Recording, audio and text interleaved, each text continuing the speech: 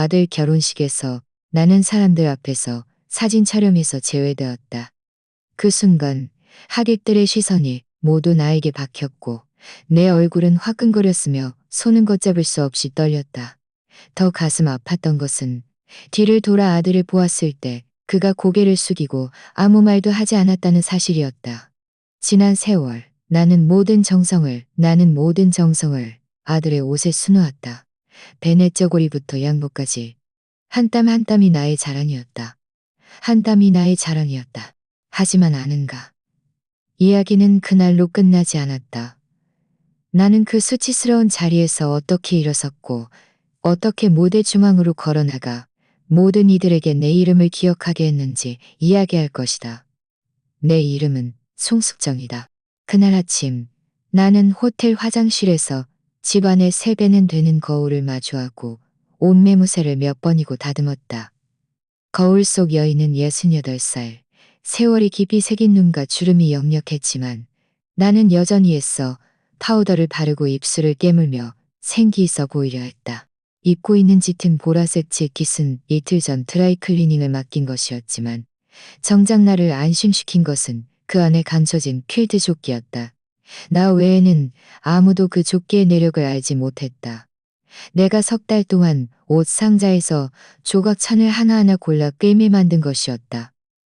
각 조각천을 하나하나 골라 꿰매 만든 것이었다. 각 조각천에는 이야기가 담겨 있었다. 아들이 갖다 띄어 있었다. 아들이 갖다 이야기가 담겨 있은 일에 특별히 만들어준 작은 조끼, 초등학교. 나는 실과 바늘로 이 조각들을 이어 조끼를 만들었다. 마치 끊어지지 않는 실처럼 내 인생 전체를 거기에 수놓은 것이었다.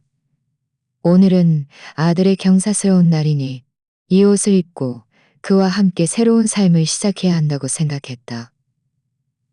남들은 촌스럽다고 할지 모르지만 내 눈에는 이것이 가장 품위 있는 옷이었다. 나는 숨을 깊이 들이쉬고 재킷 단추를 채워 조끼를 숨겼다. 다시 거울 속 나를 보며 마지막에 말했다.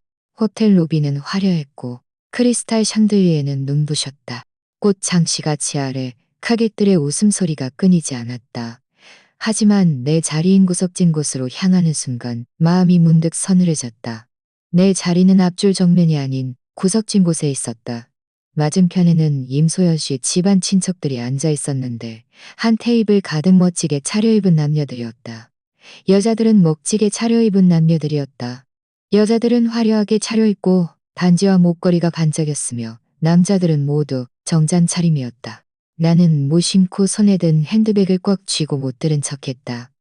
나는 앉아서 등을 꼿꼿이 세우고 무대를 응시했지만 시야 한 구석으로는 맞은편에서 위아래로 훑어보는 시선들이 느껴졌다. 바늘처럼 온몸을 찔러대며 괴롭게 했다. 누군가 나지막이 말했다. 이 결혼식 비용은 대부분 신부 쪽에서 냈대. 그러니 그럴 만도 하지. 내 가슴이 덜컥했지만 그저 억지로 미소 지을 뿐이었다. 식은 금방 시작되었다. 사회자는 환한 미소로 다음 순서로 신랑 신부의 양가 부모님께서 함께 단상에 오셔서 신랑 신부와 기념 촬영을 하시겠습니다. 라고 외쳤다. 내 심장이 쿵 하고 떨어졌다. 서둘러 옷매무새를 가다듬고 일어섰다. 드디어 내 차례구나. 나는 한 발을 내디디렸는데 임소연 씨가 성큼성큼 다가와요. 그녀는 여자서 사진이 예쁘게 안 맞아서 목소리는 차갑게 낮아졌다. 어머니, 올라오지 마세요. 그 시선에는 숨길 수 없는 불쾌함이 담겨 있었다. 내 머릿속이 윈하고 울렸다. 귓가에 웅웅거리는 소리가 들렸다. 뒤에서 누군가 작은 목소리로 수군거렸다. 아이고, 고부 갈등인가 봐. 나는 입을 열어 이 옷의 내력을 설명하려 했지만 목이 막힌 듯소리가 나오지 않았다. 그는 아무 말도 하지 않았다. 그는 정장을 차려입고 넥타이를 메고 꼿꼿이 서 있었다. 하지만 내 시선이 뒤에서니 그의 꽃 넥타이를 메고 꼿꼿이 서 있었다. 그 순간 내 심장은 누군가에게 꽉 쥐어진 듯 아파서 숨을 쉴 수 없었다. 식장은 순식간에 조용해졌다. 하객들의 시선이 일제히 나에게로 향했다. 호기심 어린 시선, 비웃는 시선, 심지어 고소해하는 시선까지. 내 얼굴은 뜨겁게 달아올랐고 손은 걷잡을 수 없이 떨렸다. 누군가 나지막이 말했다. 정말 망신이네.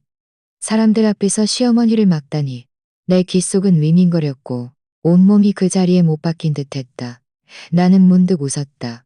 나 자신조차 낯설게 느껴지는 웃음이었다. 곱게 꿰맨 퀼트 조끼가 옷에 찬란하게 모든 이의 눈앞에 나타났다. 식장에서는 일제히 감탄사가 터져나왔다. 누군가는 저게 무슨 옷이야?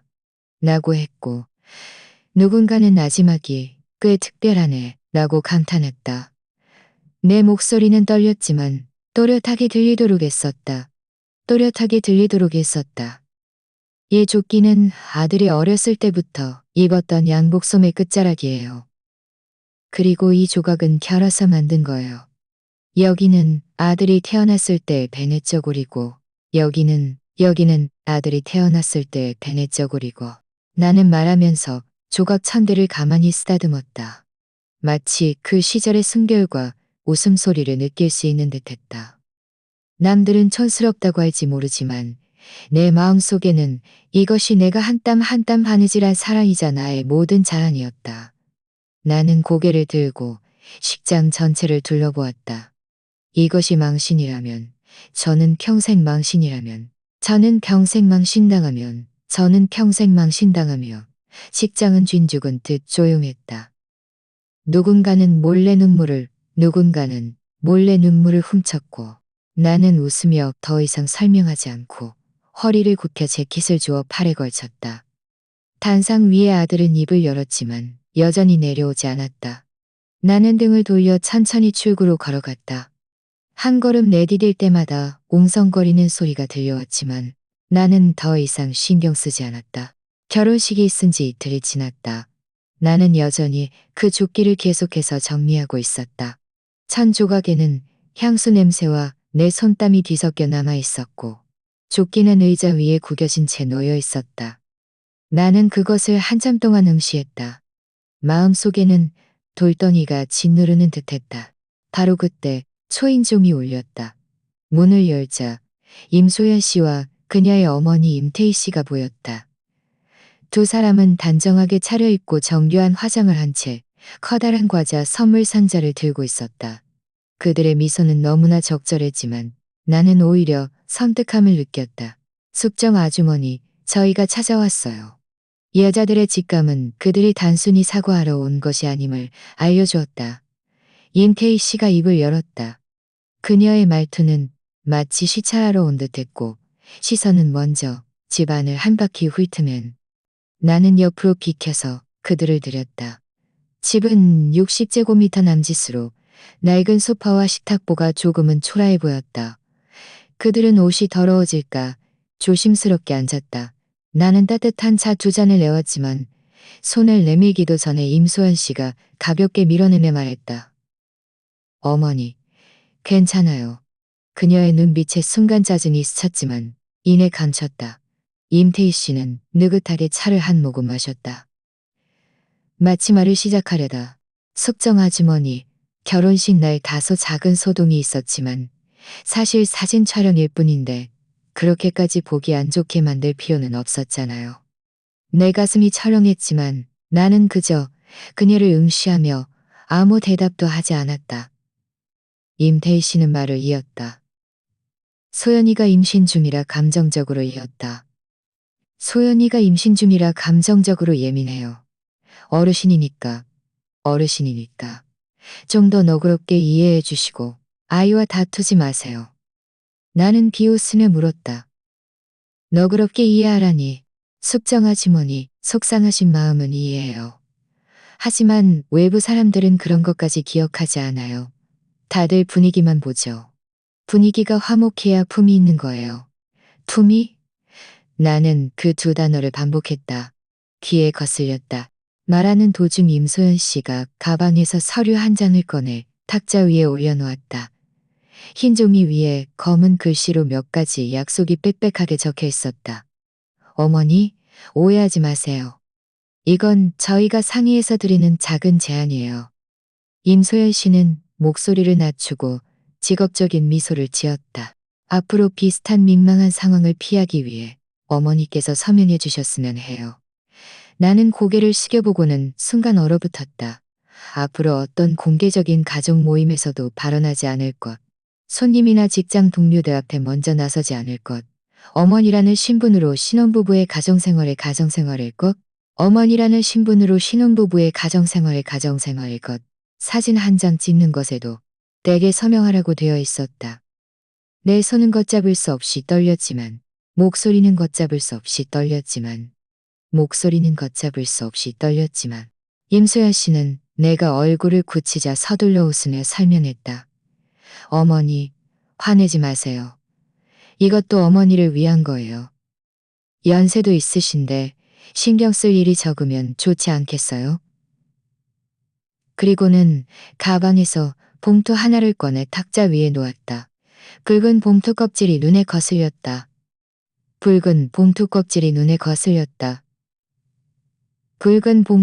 눈에 거슬렸다. 내 가슴이 찢어지는 듯했다. 저희의 작은 섬이라고 생각하고 받으세요. 그녀의 눈빛에는 숨길 수 없는 경멸 수 없는 오역만 원은 내게 그저 입막음 기용일 뿐이었다. 나는 숨을 깊이 들이쉬고 합의서를 들었다. 한 줄 한 줄 훑어볼수록 화가 치밀어 올랐다. 마침내 나는 확 하고 그 종이를 갈기갈기 찢어 탁자 위에 던졌다. 내 아들은 내가 직접 키웠어요. 그 애가 처음 먹은 밥은, 내가 먹은 밥은 내가 바느질을 노려보았다. 목소리는 떨렸지만 또렷했다. 그런데 이제 와서 당신들은 품이라는 말 한마디로 나를 그 애의 인생에서 당신들이 무슨 셈법인지 나는 다 알아들어요.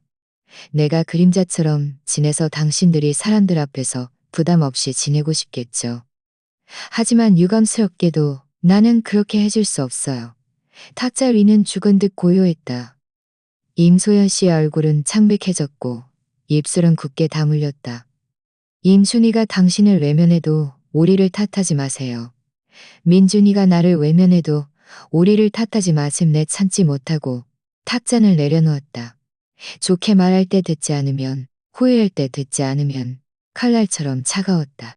내 가슴이 철렁했지만 이내 비웃었다. 그 애가 나를 외면하면 하늘에서 벼락이라도 맞겠죠. 나는 벌떡 일어나 문을 가리키며 말했다.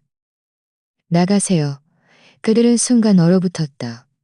내가 이렇게 나올 줄은 몰랐던 것이다. 임소연 씨는 눈이 붉어진 채 무언가를 말하려 했지만 임태 씨가 그녀를 잡아 끌었다. 다시는 오지 마세요. 내 목소리는 쉬었지만 유난히 단호했다. 그날 밤 나는 평소처럼 습관적으로 메신저를 열었다. 핸드폰에서 가장 자주 누르던 것은 바로 가족 채팅방이었다. 그 안에 아들과 며느리가 있었다. 가끔 그들이 일상 사진을 올리면 나도 따라서 좋아요를 누르거나 가끔 한두 마디 끼어들기도 했다.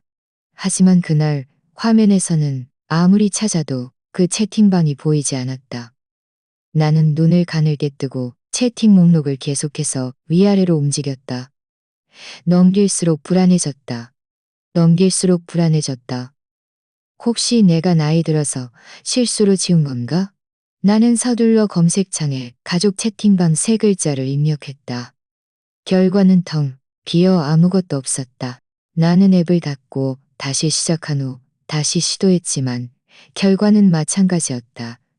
그 순간 내 마음속에 문득 불길한 예감이 솟아올랐다. 결혼식에서 가로막혔을 때보다 더 차가운 느낌이었다. 마음이 혼란스러웠다. 그런 며느리야 사나싸도 봐야겠다. 며느리는 임신 중이라 나는 늘 나이에 섰다. 나는 그 글자를 응시했다. 하지만 앱을 열자마자 눈앞이 텅 비었다. 그녀에게 완전히 잠겨 있었고 동네에서 선영 언니가 잡담할 때 했던 말이 떠올랐다.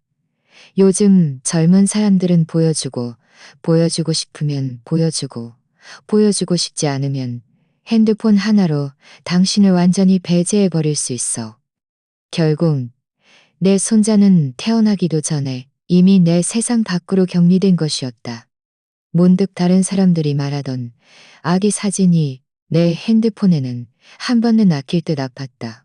피는 흐르지 않은 것도 그들이 올리지 않은 번도 나타난 적이 없었는지 떠올랐다. 그들이 올리지 않은 것다. 나는 마침내 참지 못하고 아들의 번호를 눌렀다. 전화 저편에서는 한참 동안 벨이 울린 후에야 받았다. 여보세요, 엄마. 그의 목소리는 매우 낮았다. 마치 누군가에게 들릴까 두려워하는 듯했다. 나는 목소리를 애써 평온하게 유지하려 했다. 평온하게 유지하려 했다. 그는 서둘러 덧붙였다. 혹시 내가 핸드폰을 잘못 만진 거니? 2초 후 그가 나지막이 한숨을 쉬었다. 잘못 만진 게 아니라 제가 어머니를 내보냈어요. 소연이가 임신 중이라 감정적으로 자극받으면 안 돼요. 어머니가 결혼식 날 했던 일 때문에 소연이가 많이 힘들어해요. 채팅방에 있는 몇몇 이야기는 소연이가 보면 화낼 수도 있어서 어머니는 잠시 그 안에 계시지 않는 게 좋겠어요. 내 눈앞이 캄캄해졌다. 나는 이것이 내보낸 거니?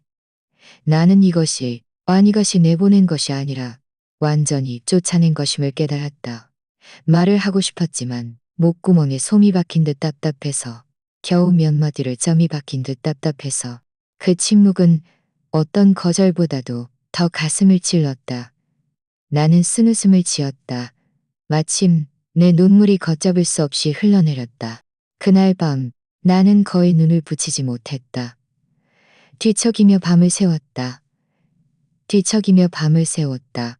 눈앞에는 아들이 어렸을 때 내 어깨에 기대 잠들던 모습이 아른거렸고 어느 순간 결혼식에서 나를 외면하던 그의 얼굴이 떠올랐으며 또 어느 순간에는 내가 영원히 볼 수 없는 채팅방 사진들이 보였다.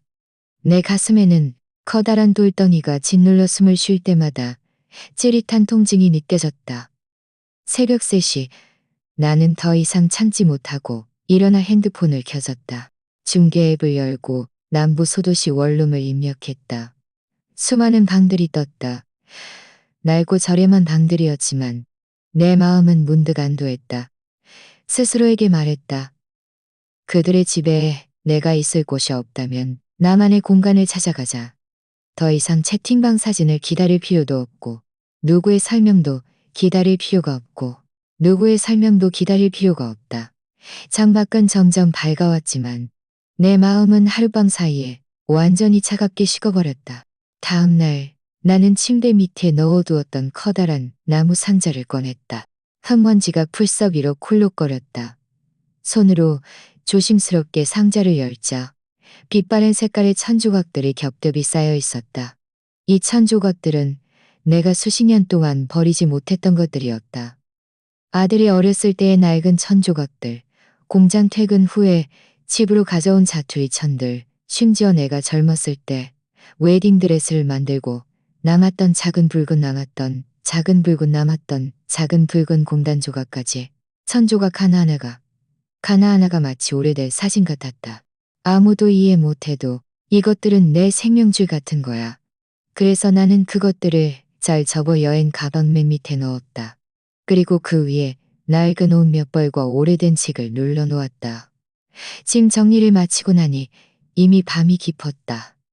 나는 침대 옆에 앉아 텅 비어가는 방을 바라보았다. 문득 내가 멀리 시집가는 처녀 같다는 생각이 들었다. 다만 다른 점은 나는 누구에게로 향하는 것이 아니라 며칠 후 나는 커다란 가방 2개를 들고 남부 소도시 여수로 가는 장거리 버스에 몸을 씌웠다. 차창 밖으로 도시의 고층 건물들이 점점 멀어지고 낮고 낡은 주택들이 나타났다. 여수 터미널에 도착하자 공기 중에 습한 기운이 느껴졌다. 해풍과 뒤섞여 내 북쪽 고향의 차가운 공기와는 완전히 달랐다. 중개인이 안내한 집은 낡은 아파트였다. 복도는 어둡고 벽지는 얼룩덜룩했다. 아래층에는 어룩덜룩했다. 아래층에는 이불들이 가득했다. 집은 사형역 제곱미터 남짓으로 벽은 누렇고 부엌은 좁았다. 나는 작은 목소리로 말했지만 말할 수 없는 단호함이 담겨 있었다. 밤에 침대에 누운 이 아래층 이웃들의 이야기 소리가 간헐적으로 들려왔다. 친근하면서도 낯선 소리였다. 나는 뒤척였다. 조금은 익숙지 않았지만 옳지는 않았다. 스스로에게 말했다. 앞으로는 여기가 내 집이다. 다음 날 아침 일찍 나는 쓰레기를 버리러 나갔다가 위층 이웃을 만났다. 50대 중반의 세련된 여인이었다. 파마머리에 화려한 홈웨어 차림이었다. 그녀는 청과물 봉투를 들고 나를 보자마자 웃었다. 새로 이사 오셨죠? 저는 선영 언니예요. 위층에 살아요. 나는 고개를 끄덕였다. 네, 선영 언니는 나를 위아래로 훑어보더니 정겹게 웃었다. 딱 보니까 북쪽 사람 같네. 옷 색깔도 차분하고.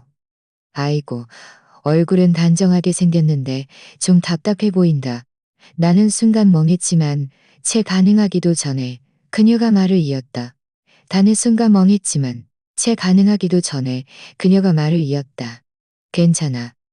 앞으로 나랑 같이 다니면 분명 활기 넘칠 거야. 그녀는 확성기처럼 목소리가 크고 말도 직설적이었다. 며칠 지나지 않아 선영 언니가 내 문을 두드리며 말했다. 가자. 내가 가게 하나 보여줄게. 어디 가느냐고 묻기도 전에 그녀는 이미 내 손을 잡고 밖으로 나섰다. 알고 보니 동네 경로당이었다. 마당에는 수십 개의 테이블이 놓여 있었고 주변 노인들이 모여 있었다. 주변 노인들이 모여 있었다. 누군가는 화투를 치고 누군가는 노래를 불렀다.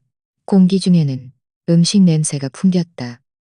나는 조금 조심스러워서 사람들 가장자리에 서 있었다. 낯선 얼굴들이 일제히 나를 돌아보며 웃으며 고개를 끄덕이고 식사를 권했다. 나는 어색하게 웃으며 안녕하세요. 라고 인사했다. 식사 중에 옆자리 할아버지가 내게 국그릇을 건네며 말했다. 우리 동네 닭곰탕 한번 맛봐. 큰 식당보다 못하지 않을 거야. 그 순간 나는 코끝이 시큰해지며 눈물이 핑 돌 뻔했다. 그 결혼식 이후로 이렇게 따뜻한 대접을 받아본 지 정말 오래되었다. 날마다 시간이 흐르면서 나는 점차 이곳에 녹아들었다. 어떤 이웃은 내가 바느질을 할 줄 안다는 것을 알고는 찢어진 바지를 가져와 고쳐달라고 했다. 나는 그것을 받아 얼마 지나지 않아 꿰매주었다. 바느질 땀은 촘촘하고 섬세했다.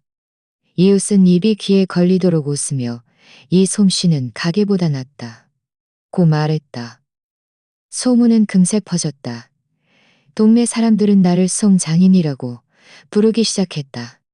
누군가는 낡은 옷을 가져왔고 누군가는 바지를 고쳐달라고 했으며 나는 처음에는 그저 시간을 때우려던 생각이었지만 한 땀 한 땀 바느질을 할수록 손끝의 감각은 익숙하고 편안했다.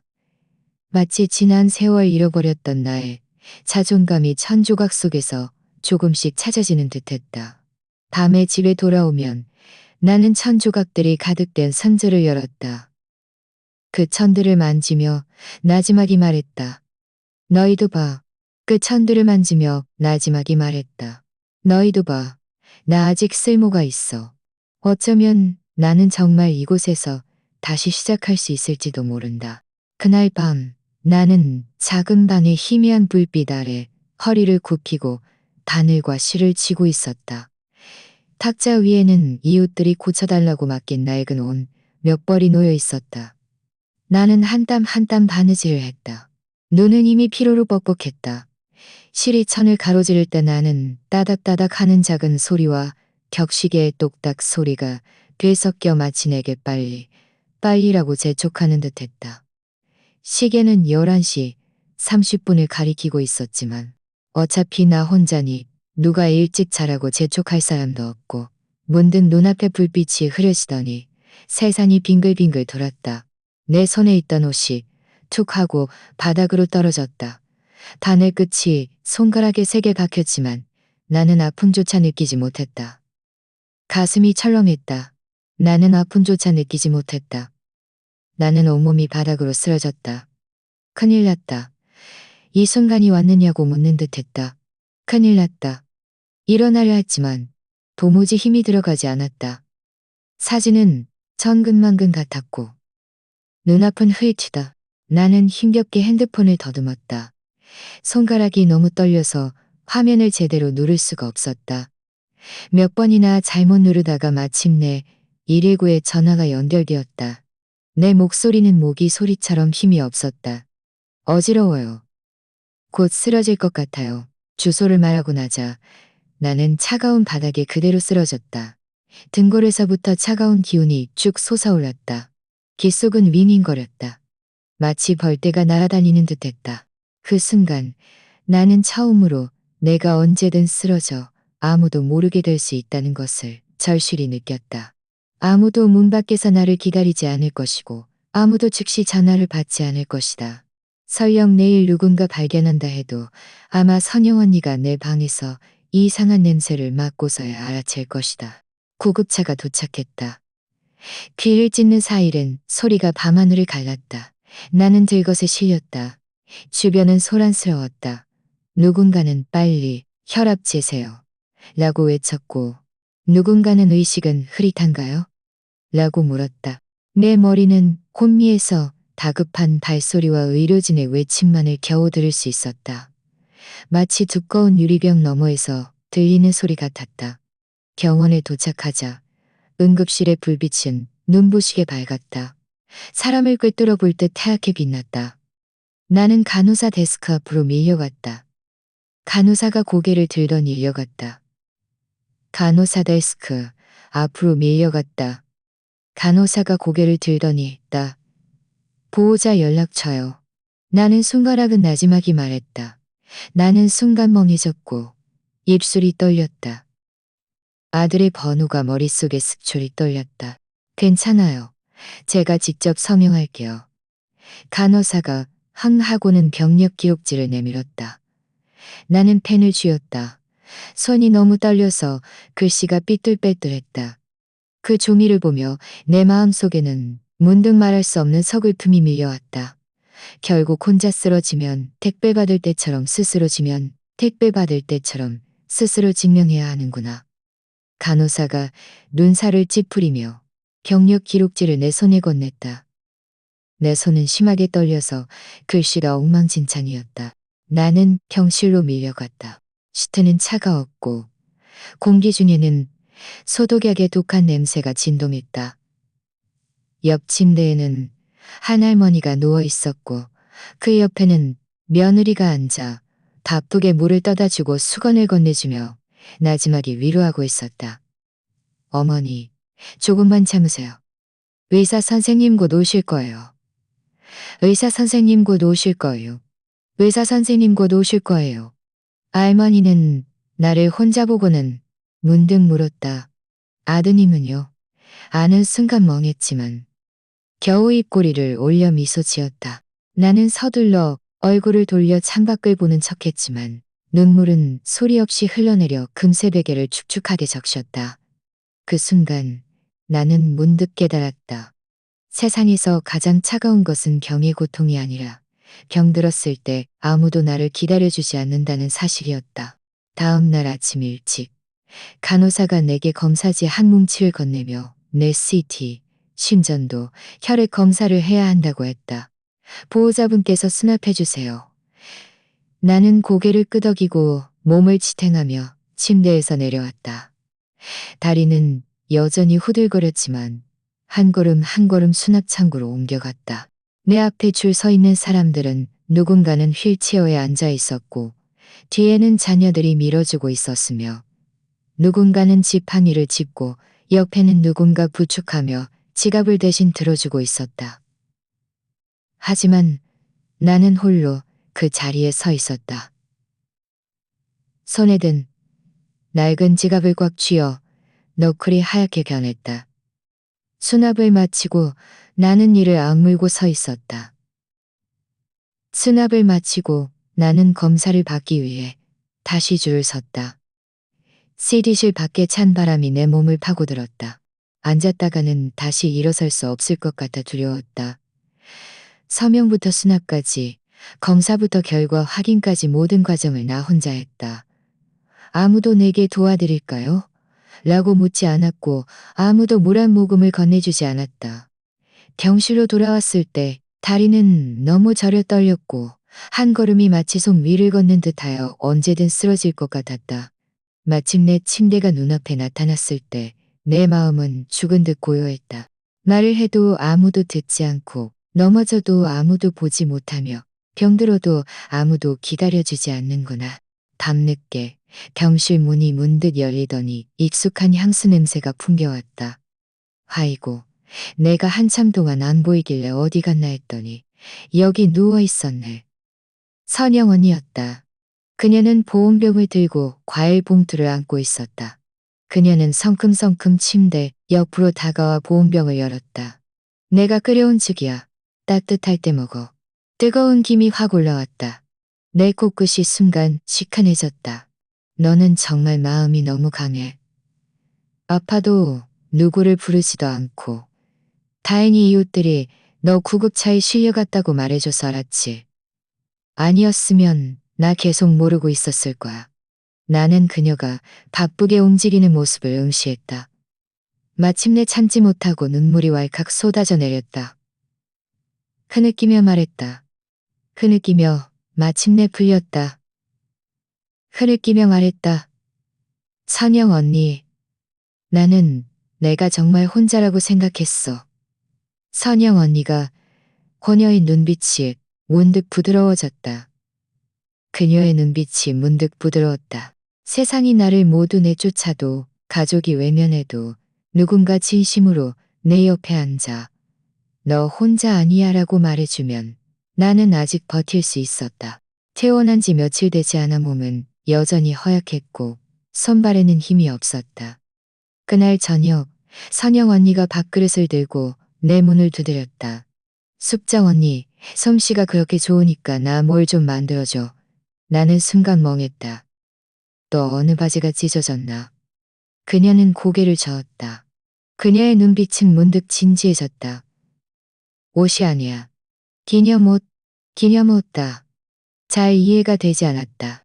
선영 언니는 한숨을 쉬며 낡은 천 주머니를 내게 건넸다.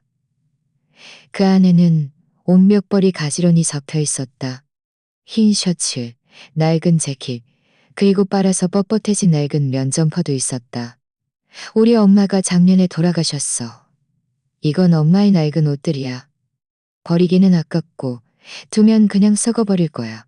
두면 그냥 썩어버릴 거야. 언니가 이걸 꿰매서 근사한 뭔가를 만들어줄까? 내가 평생 간직할 수 있도록. 문득 마음속에서 서글픔이 밀려왔다. 이것은 단순한 천이 아니라는 것을 알았다. 그것은 선영 언니의 어머니였고 그녀의 기억이었으며 그녀가 차마 놓지 못하는 미련이었다. 알았어. 나는 고개를 끄덕였다. 한번 해볼게. 나는 탁자를 정리하고 등을 밝게 켰다. 그 낡은 옷 몇 벌을 펼쳤다. 먼저 그 셔츠였다. 깃은 해져서 하얗게 변해 있었다. 나는 그것을 뜯어내 깔끔한 사각형으로 만들었다. 이어서 낡은 면 점퍼였다. 안에 있던 솜은 이미 뭉쳐 있었다. 나는 그것을 뜯어내면서 한숨을 쉬었다. 탁자 위에 흩어진 천 조각들은 마치 흩어진 시간의 조각들 같았다. 나는 가위로 다듬고 실과 바늘로 이었다. 한 땀 한 땀 조심스럽게 바느질을 했다. 나는 더 이상 옷만 꿰매는 것이 아니었다. 나는 한 인생을 엮고 있었다. 선영 언니의 어머니가 젊은 시절 면 점퍼를 입고 찬바람 잇새를 입고 찬바람 속에서 일하던 모습을 생각하며 나는 그 찬 가장자리에 보리를 수놓았다. 그녀가 젊은 시절 신어왔다. 선영 언니가 내게 말해준 그녀 어머니 이름에 들어가는 글자였다. 그 모든 과정 동안 나는 바느질을 하면서 눈물을 흘렸다. 마치 다른 사람의 옷을 만드는 것이 아니라 잃어버린 모든 시간에 대한 애도를 표하는 듯했다. 며칠 후 나는 그 기념 퀼트 옷을 탁자 위에 올려놓았다. 색깔은 옅고 짙게 교차했지만 유난히 고요했다. 마치 한 사람의 일생을 나지막이 이야기하는 듯했다. 내가 옷을 선영 언니에게 건넬 때 그녀는 마침 어머니의 면점퍼와 셔츠를 꽉 쥐고 있었다. 그녀는 떨리는 손으로 천 조각들을 쓰다듬었다. 한 땀 한 땀 바느질 자국을 따라갔다. 봐. 여기는 엄마가 예전에 공장에서 일하던 모습이고 여기는 언니에게 웨딩드레스를 만들어주던 자투리천이야. 그리고 여기는 내가 춘광이라고 수놓았어. 나는 나지막에 설명했다. 선영 언니는 듣다가 마침내 눈물을 뚝뚝 흘렸다. 그녀는 그 옷을 입고 발코니에 섰다. 단연히 그녀 있었다. 다음 날 그녀는 그 옷을 입고 바람이 옷자락을 살라니게 했다. 그녀는 문득 옷자락을 살라니게 했다. 아이고, 이게 뼈 항아리보다 더 귀하네. 이건 정말 사람을 붙잡아 두는 거네. 나는 방 안에서 선영 언니의 뒷모습을 보았다. 내 가슴이 문득 뜨거워졌다. 결국 내 이 거친 손으로 이렇게 중요한 것을 만들어낼 수 있었구나. 며칠 지나지 않아 그 옷의 사진이 이웃에 의해 찍혀 실버 라이프 동호회라는 메신저 채팅방에 올라왔다. 사진 속 선영 언니는 그 옷을 입고 눈을 울어서 부어 있었지만 웃으며 말했다. 우리 엄마 아직 살아있어. 채팅방은 순식간에 폭발했다. 정말 의미 있네요. 저도 하나 만들어서 자녀들에게 남겨주고 싶어요. 나중에 저를 기억할 수 있도록. 이건 돈 모으는 것보다 더 효과적이에요. 아이들이 평생 잃어버리지 않을 거예요.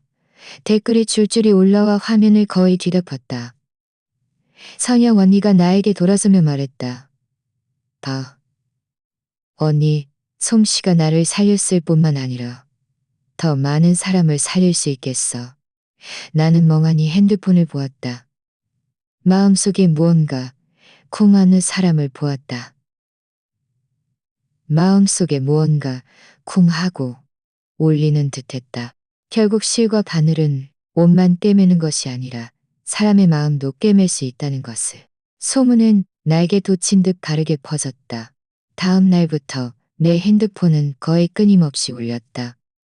누군가는 전화해서 돌아가신 남편을 위한 추억의 옷을 만들어 달라고 했고 누군가는 아이의 낡은 옷을 들고 사자와 자녀들을 위한 기념거리로 만들어 달라고 했다. 어떤 독거 할머니는 심지어 작은 신발 한 보따리를 안고 내 문 앞에 와서 눈물을 뚝뚝 흘리며 말했다. 손이 심하게 떨렸다. 마음속에는 한 번도 느껴보지 못한 복잡한 감정이 밀려왔다. 서글프고 무거웠으며 한 번도 맛보지 못한 자부심까지 느껴졌다. 결국 나도 피우로 되는 사람이었구나.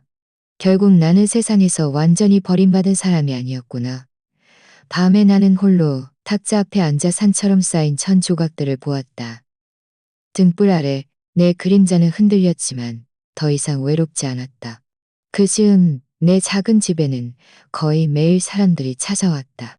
어떤 날은 김영수 씨가 커다란 낡은 옷보따리를 들고 와서 숙정 씨, 나 재킷 하나 꿰매줘. 아이들이 보면 나를 기억할 수 있게. 라고 말했다. 어떤 날은 이지은 씨가 아이의 낡은 바지 몇 벌을 안고 달려와 이 바지들을 하나로 꿰매주세요. 아이가 나중에 기념으로 간직할 수 있도록. 아이가 나중에 기념으로 간직할 수 있도록. 이라고 말했다. 탁자 위는 어수선하게 쌓여 있었고 창틀과 의자 위에는 온통 조각들이었다. 나는 바느질을 하는 온통 조각들이었다. 여기는 다 줄 서 있어. 병원에서 전문에 예약하는 것보다 더 어려워. 나는 웃었다. 마음속으로는 은근히 서글펐다. 얼마 전까지만 해도 병실에서 홀로 서명하고 줄 서서 수납했는데 아무도 한마디 묻지 않았는데 이제는 이렇게 많은 사람들이 가장 소중한 추억의 물건을 내 손에 맡기다니. 그들은 나라는 사람을 존중하는 것이 아니라 내 이 손을 존중하는 것이었다.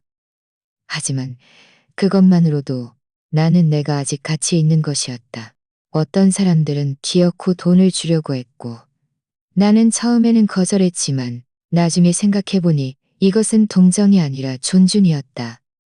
나는 진지하게 돈을 받았다.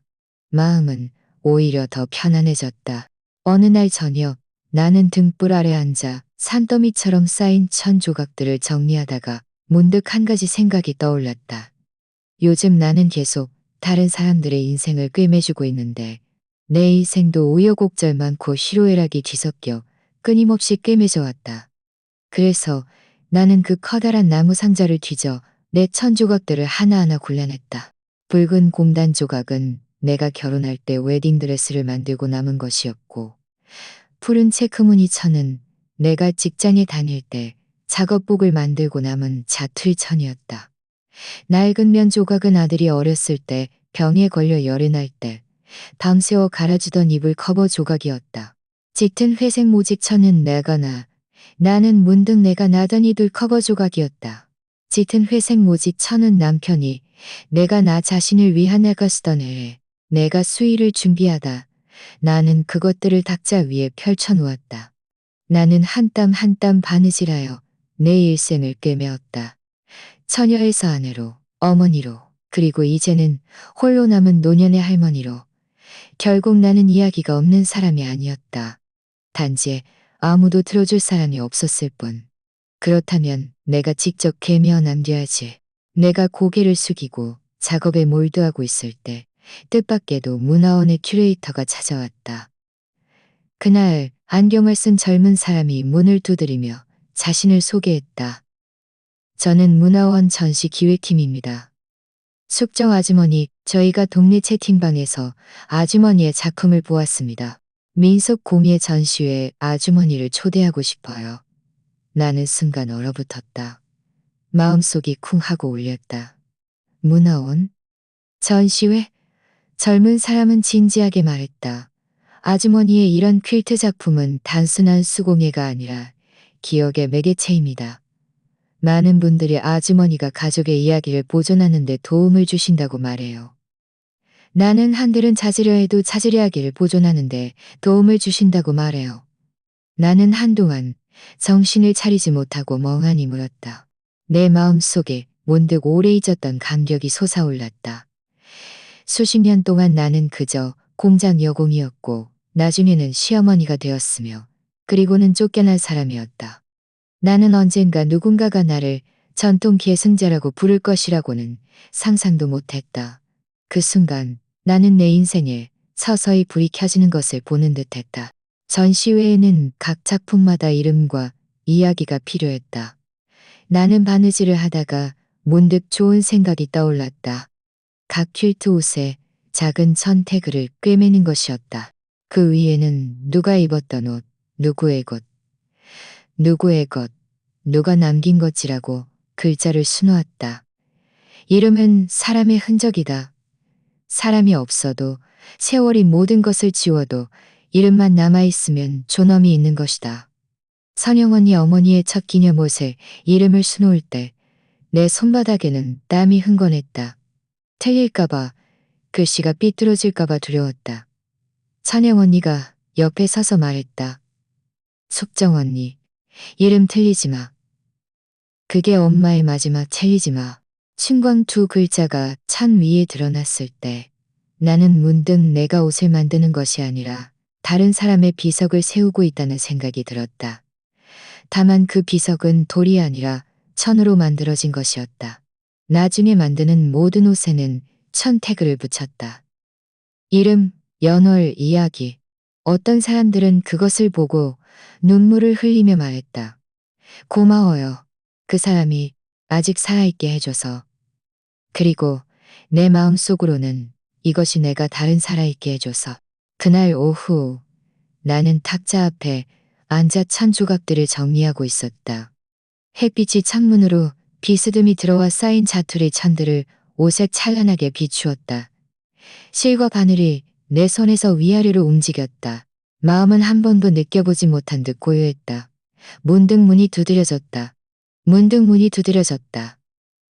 쿵, 쿵, 쿵. 세 번의 노크 소리는 다급하고 무거웠다. 나는 눈살을 찌푸리고 실과 바늘을 내려놓고 문을 열러 갔다. 문을 열자 나는 얼어붙어. 그녀는 나를 보며 복잡한 표정을 지었다. 입술이 움직였지만 바로 말을 하지는 않았다. 문 앞에 바람이 멈춘 듯했다. 내 손바닥은 미미하게 차가워졌다. 그 순간 지난 기억들이 파도처럼 밀려왔다. 결혼식에서의 가로막힘, 합에서의 모욕, 메신저 채팅방에서의 추방, 메신저 채팅방에서의 추방. 모든 장면이 눈에 아프게 박혔다. 숙정 언니, 모든 장면이 눈에 아프게 박혔다. 숙정 언니, 집에 누구 있어요? 나는 문을 조금 더 활짝 열었다. 들어와. 임소연 씨가 집 안으로 들어와 사방을 둘러보았다. 작은 방은 아담했고 탁자 위에는 천 조각들과 반제품들이 쌓여 있었다. 벽 구석의 상자에서는 오색 찬란한 자투리 천들이 튀어나와 있었다. 그녀는 고개를 숙여 한참 동안 보다가 마침내 입을 열었다. 어머니. 이 한마디는 나지막하고 힘없이 불렀다. 나는 대답하지 않고 그녀는 대답하지 않고 그저 조용히 그녀를 보았다. 그녀는 숨을 들이쉬었다. 용기를 들이쉬었다. 그녀가 주셨으면이라고 말할 때 목소리는 거의 들리지 않았다. 공기가 응고되었다. 그녀의 눈에는 간절함이, 약간의 무력감이, 그리고 내가 알아볼 수 있는 억지로 누른 자존심이 담겨 있었다. 나는 문득 약간의 비웃음이 느껴졌다. 언제는 내 옷이 너무 촌스럽다고 단상에 올라와 사진 찍는 것조차 싫어하더니 이제는 직접 찾아와 자기 아이에게 옷을 만들어 달라고 하는구나. 나는 잠시 침묵하다가 천천히 탁자 옆으로 걸어갔다. 그 찬 조각들을 쓰다듬었다. 손끝으로 거친 감촉을 느끼면서 마음속은 맑아졌다. 나는 고개를 들어 그녀를 보았다. 말투는 평온했지만 단호했다. 내가 만드는 옷은 그 옷을 존중하는 사람만이 입을 자격이 있어요. 임소연 씨는 얼어붙었고 눈을 살짝 크게 떴다. 나는 말을 이었다. 나를 촌스럽다고 싫어하고 나를 내쫓고 나는 내쫓고 채팅방에서 내보내고 이제 와서 나를 찾아와 당신스럽다고 싫어하고 매모써 나를 찾아와 당신 아이에게 옷을 만들어 달라고? 미안하지만 내 실과 바늘은 아무나 함부로 부릴 수 있니다. 벽에 걸린 시계에 똑딱 소리만 들렸다. 임소연 씨는 몇 초 동안 멍하니 서 있었다. 그녀의 얼굴에는 복잡한 표정들이 스쳐 지나갔다. 처음에는 굴욕감, 눈가가 찡그려졌다. 다음은 서러움, 입술이 살짝 떨렸다. 이어서 분노, 눈썹이 찌푸려졌다. 마침내 그녀는 고개를 숙이고 침묵했다. 그저 차갑고 명료한 묘한 깨달음만 있었다. 마침내 그녀를 미워하지 않았다. 그녀의 손은 배 위에 놓여 있었다. 무언가를 말하려 하는 듯했지만 결국 입을 열지 않았다. 단지 이제는 내가 더 이상 고개 숙일 수 없다는 것을 알았을 뿐이다. 그녀는 몸을 돌려 문으로 걸어갔다. 떠나기 전 그녀는 나를 한 번 돌아보았다. 그 시선에는 체념할 수 없는 불만이 담겨 있었지만 그녀는 아무 말도 하지 않았다. 문이 닫히는 순간 틈새로 바람이 불어들어와 탁자 위의 자투리 천들을 흔들었다. 나는 고개를 숙여 다시 실과 바늘을 들었다. 잘했어. 선영 언니의 목소리가 문 밖에서 들려왔다. 고개를 들자 그녀가 아직 멀리 가지 않고 복도에 서서 모든 것을 지켜보고 있었다는 것을 알았다. 그녀는 성큼성큼 들어와 채소를 내려놓고 나를 응시했다. 그녀의 눈빛에는 칭찬이 가득했다. 아는가?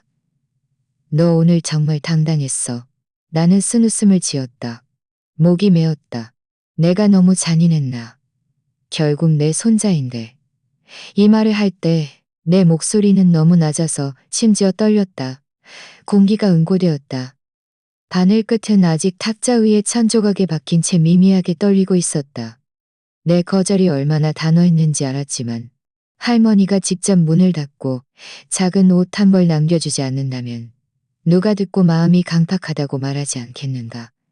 선영 언니는 고개를 저었다. 그녀의 눈빛은 유난히 단호했고 목소리는 힘찼다. 너 잔인한 거 아니야. 너는 드디어 더 이상 고개 숙이지 않는 거야. 다시는 눈물이 쏟이지 않는 거야. 나는 창밖에 빛을 바라보았다. 나는 창밖에 빛을 바라보았다. 나는 제게는 복잡한 감정이 뒤섞여 있었다. 그녀의 말이 마치 무거운 망치처럼 내 마음에 같았다. 그 순간 나는 얼어붙었다. 선영언니가 다가와 내 어깨를 가볍게 두드렸다. 무겁지 않은 동작이었지만 마치 힘이 실린 듯했다. 그녀의 말투는 부드러워졌지만 여전히 확신에 차 있었다. 기억해. 옷은 네가 꿰맨 거고 천은 네가 고른 거고 인생은 네가 사는 거야. 누가 너를 존중해야 입을 자격이 있는 거지. 누가 너에게 부탁한다고 네가 고지. 누가 너에게 부탁한다고 내가 고개 숙여야 입을 자격이 있는 거지. 누가 너에게 부탁한다고 네가 고개 숙여야 하냐. 모든 희생은 무조건적으로 주어져야 하는 것 같았다. 하지만 이제야 나는 깨달았다. 이 실과 바늘조차 존중받아야 한다는 것을. 나는 숨을 깊이 들이쉬었다. 가슴에서 무거운 돌덩이가 내려앉는 듯했다. 온몸이 문득 훨씬 가벼워졌다. 그래, 나는 이 나이가 되어서야 마침내 깨달았다. 더 이상 비굴할 필요도 없고 누구에게 남아달라고 부탁할 필요도 없다는 것을. 아들이든 며느리든 그들에게는, 그들에게는, 그들에게는, 그들에게는, 그들에게는 이번에는 나는 더 이상 수동적으로 기다리는 어머니나 시어머니가 아니라 스스로를 다스릴 수 있는 사람이었다. 문화원 전시회가 마침내 개막했다. 그날 나는 전시실 한가운데 서서 거대한 천벽을 바라보았다. 그것은 평범한 전시품이 아니었다. 내가 한 조각 한 조각의 천으로 엮어 만든 인생의 벽이었다. 맨 왼쪽에는 내가 어린 시절 입었던 꽃무늬 치마 조각이 있었다. 어렸을 적 집이 가난해서 옷이 낡으면 또 꿰매 입었지만 그 작은 꽃무늬는 평생 잊지 못했다. 오른쪽에는 붉은 공단 조각이 있었다. 그것은 내가 결혼할 때 입었던 웨딩드레스 조각이었다. 바느질 자국에는 내가 젊은 시절 서툴렀던 손길이 아직 남아 있었다. 그 옆에는 푸른 작업복 천이 있었다. 내가 공장에서 수십 년 동안 일했던 증인이었다. 그리고 해져서 하얗게 변한 면 조각은 아들이 어렸을 때, 벽 조각은 아들이 어렸을 때 펼쳐진 책 같았다. 벽 전체가 펼쳐진 책 같은 이불 커버 조각이었다. 내가 밤새워 그 아이를 지켰던 기억이었다. 맨 오른쪽에는 내가 지난 내 일생을 처음부터 끝까지 기록하고 있었다. 나는 참 벽 앞에 서서 마음속이 문득 시큰해졌다. 예전에는 사진 촬영에서 가로막혔던 사람, 메신저 채팅방에서 쫓겨났던 사람이었다. 하지만 오늘 내 인생은 가장 눈에 띄는 자리에 걸려 모든 사람이 보게 되었다. 그 순간 나는 문득 웃고 싶어졌다. 결혼식 사진에는 내 자리가 없었지만 여기 이 벽은 나 자신만이 설 수 있는 자리였다. 전시회가 시작된 지 얼마 되지 않아 전시실은 사람들로 가득 찼다. 젊은 사람들도 있었고 노인들도 있었다. 노인들은 천 벽 앞으로 다가와 눈가가 촉촉해졌다. 한 사람 핸드폰을 꺼내 사진을 찍었다. 이게 우리 이야기야. 나도 젊었을 때 이런 치마를 입었어. 나도 아이에게 천 조각을 남겨주고 싶어. 누군가 다가와 내 손을 잡고 말했다. 숙정 아주머니, 저랑 사진 한 장 찍어주실 수 있나요? 나는 순간 멍했지만 웃으며 고개를 끄덕였다. 뜻밖에도 점점 더 많은 사람들이 줄을 섰다. 모두 노인들이 줄을 섰다. 사진작가도 불려와 사진을 찍느라 바빴다. 셔터 소리가 끊임없이 울렸다. 누군가는 농담으로 말했다. 이 인기는 연예인보다 더하네. 나는 그들에게 둘러싸여 마음속이 문득 따뜻해졌다. 결국 나는 혼자가 아니었구나. 내 뒤에는 나와 같은 이렇게 많은 사람들이 있었구나. 그들은 나를 필요로 했고 나를 그들의 대변인으로 여겼다.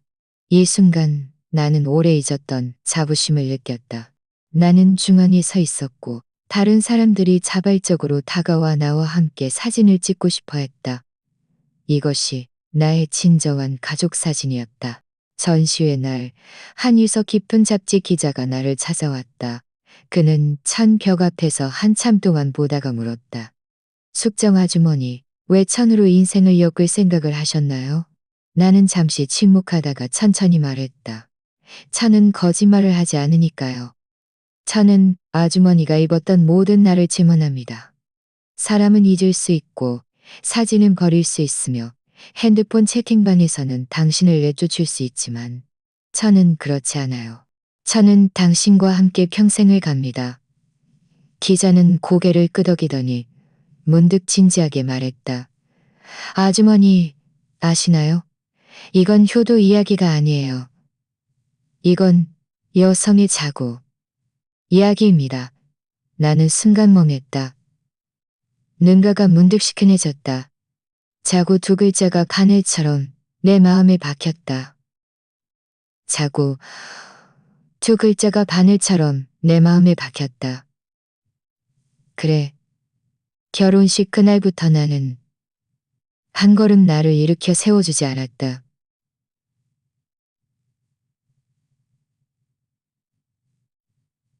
나 자신에 왔다. 아무도 나를 일으켜 세워주지 않으랬다. 이 사진은 누구의 동의도 누구의 허락도 필요 없었다. 오직 나만의 것이었다.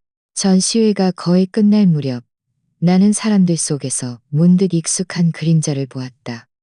민준이 내 아들이었다. 그는 셔츠를 입고 임소연 씨의 손을 잡고 있었다.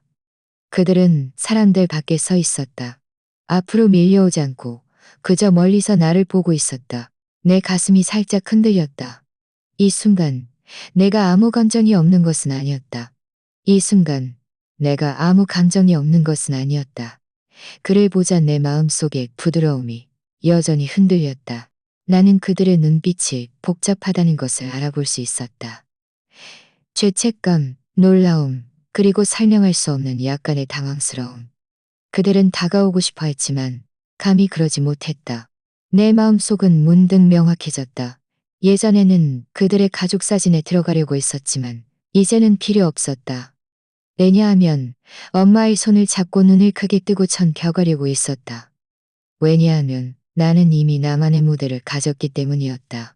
그 순간 내 눈가에는 그들이 보였지만 나는 돌아보지 않았다. 할머니, 이 천 조각은 뭐예요? 나는 쭈그리고 앉아 웃으며 아이에게 말했다. 이건 내 인생에서 가장 힘들었던 한 해에 내가 입었던 옷 조각이야. 그 해에 나는 많은 것을 잃었지만 그래도 버텨냈어. 어린 여자아이는 진지하게 고개를 끄덕였다. 마치 내 말을 이해한 듯했다. 마치 내 말을 이해한 듯했다. 나는 계속해서 아이에게 찬 조각들의 이야기를 들려주었다. 내 손은 그 찬 조각들을 가볍게 쓰다듬었다. 결혼식 단체 사진에는 내가 없었지만 나는 이제 나 자신의 천벽 앞에 서서 낯선 사람들과 이웃들과 동년배들과 사진을 찍는다. 나는 마침내 깨달았다.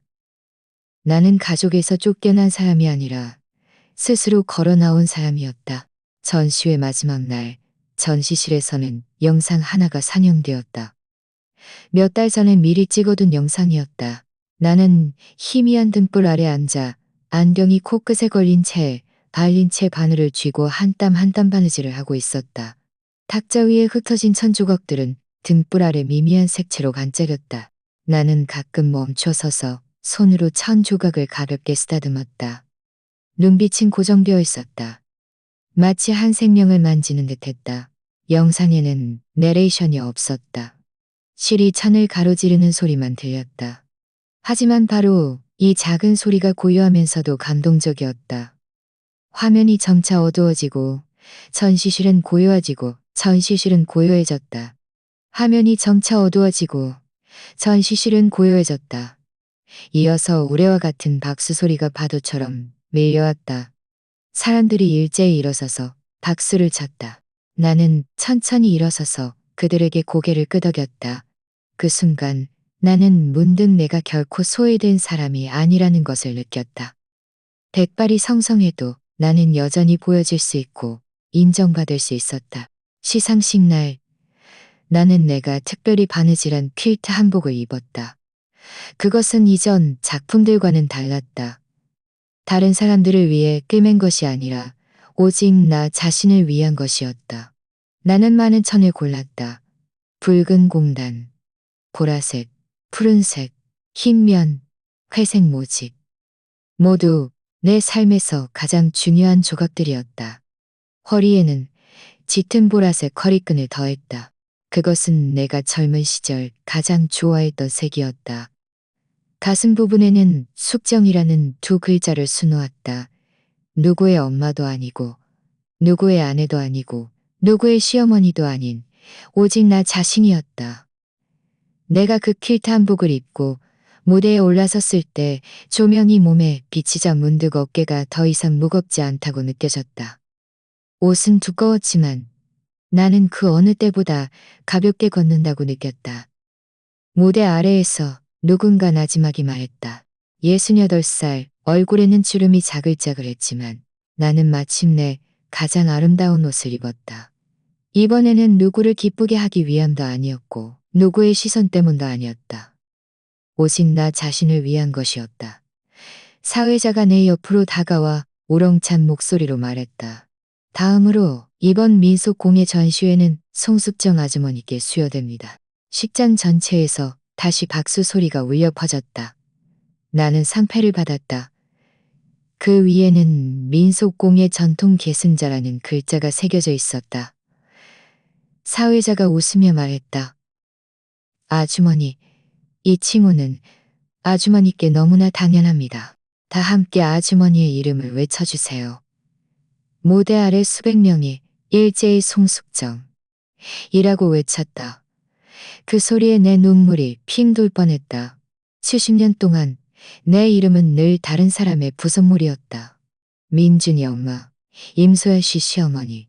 오늘 그들은 마침내 나 자신의 이름을 외쳤다. 그 순간 나 자신의 이름을 외쳤다. 그 순간 나는 평생 헛살지 않았다고 느꼈다. 시상식이 끝난 후 관객들은 벌떼처럼 몰려들었다. 젊은 사람들은 핸드들은 벌떼처럼 몰려들었다. 늙어도 이렇게 살 수 있다는 걸 알려주려고요. 누군가는 말했다. 아주머니는 제 롤모델이에요. 저도 저 자신을 위해 옷을 하나 만들 거예요. 또 어떤 젊은이는 눈물을 글썽이며 말했다. 우리 엄마는 일찍 돌아가셨는데 엄마가 살아계셨다면 아주머니처럼 무대에 서 있었을 거예요. 문득 그 결혼식이 떠올랐다. 그때 나는 사람 자격조차졌다. 문득 그 결혼 무대에 서 있었을 거예요. 나는 한 사람 웃으며 그들과 사진을 찍었다. 사진작가는 웃음을 참지 못하고 고개를 저었다. 하지만 오늘은 누구의 초대도 필요 없었다.